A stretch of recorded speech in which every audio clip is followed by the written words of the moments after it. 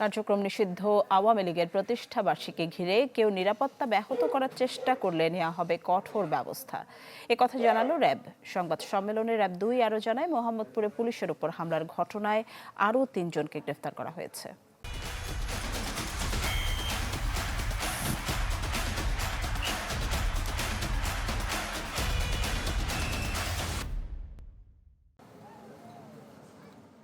June আদাবরে বিকাশ দোকানিকে কুপিয়ে লুট করা হয় ৩ লাখ টাকা।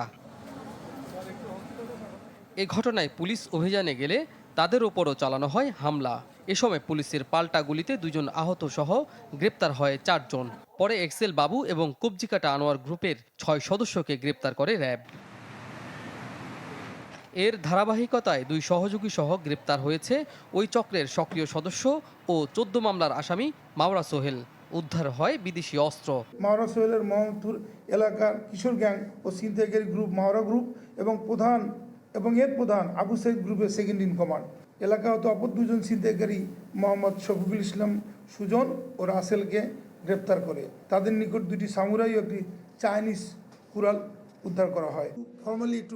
সংবাদ সম্মেলনে র্যাব আরও জানায়, ২৩ জুনকে কেন্দ্র করে কেউ নিরাপত্তা বিঘ্ন ঘটালে নেওয়া হবে কঠোর ব্যবস্থা।